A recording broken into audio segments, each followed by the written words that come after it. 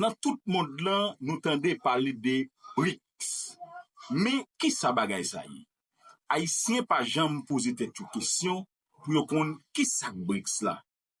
Est-ce que c'est une opportunité qui offre avec tout pays dans le monde là? BRICS d'abord, faut que nous c'est Brésil, Russie, Inde, la Chine et puis l'Afrique du Sud qui c'est des pays qui c'est pays pionniers organisation ça. Mais tout pays dans le monde là qui veut ou capable faire partie des BRICS là.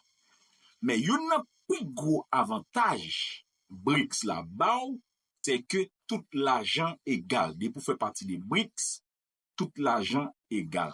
Pas une question comme américain ou bien quel cob c'est lui qui a dominé. Non, yen ou bien cob western c'est lui qui a dominé. Non, tout l'argent égal. Avec la Chine qui c'est plus grand market dans le monde là, parce que la Chine produit pour tout le monde là, toute sorte 95% bagay qui produit à travers le monde produit en Chine.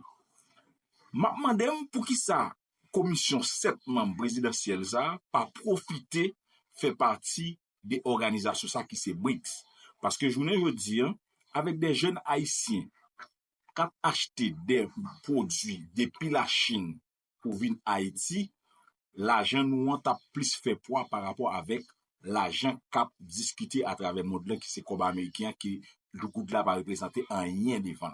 Et bien mes amis, moi laisse cette vidéo ça et m'a quitté des nous là pour nous regarder une vidéo pour nous connaître en gros qui ça qui BRICS là. On regarde ça.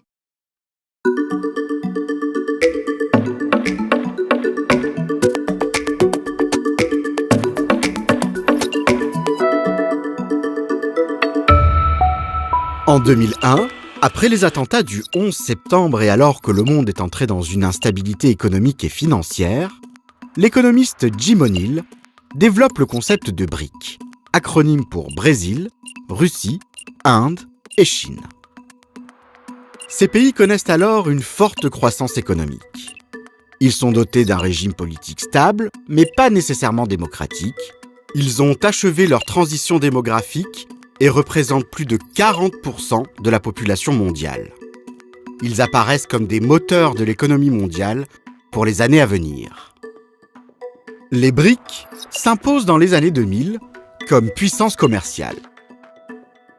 Le Brésil et la Chine exportent des matières premières. La Chine et l'Inde sont des puissances industrielles et technologiques.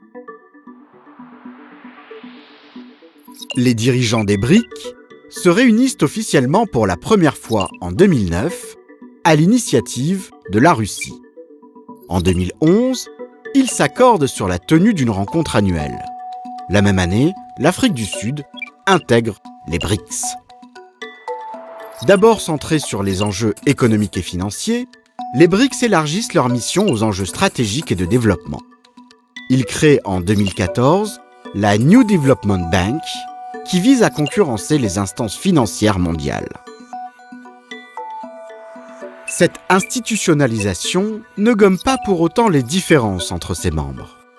La Russie, la Chine et l'Inde détiennent l'arme nucléaire.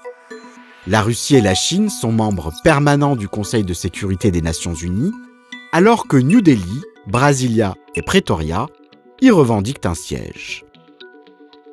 Ces États sont aussi parfois concurrents. Pékin et New Delhi entretiennent une rivalité historique, quand la Chine et la Russie, bien que partenaires, affichent une méfiance mutuelle.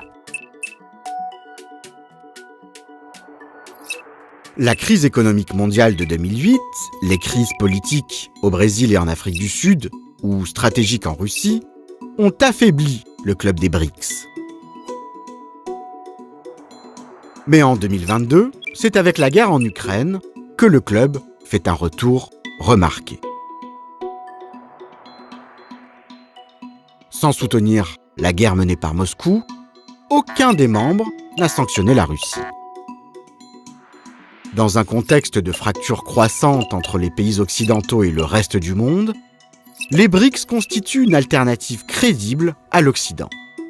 Leur proactivité renouvelée sur la scène internationale, en particulier de la Chine, renforcent leur voix à l'égard des autres pays émergents, notamment lorsqu'ils dénoncent le poids démesuré du dollar dans le commerce mondial. C'est ainsi qu'au sommet des BRICS d'août 2023, de nombreux pays se sont positionnés comme candidats à l'entrée au sein du club. 5 d'entre eux l'ont intégré au 1er janvier 2024. Cet élargissement est un signal fort, notamment à l'égard des pays occidentaux. Mais les divergences de point de vue, d'autant plus importantes au sein d'un club élargi, ainsi que le poids croissant de la Chine, peuvent constituer des limites à l'unité de ce club, qui n'est en rien une alliance entre États.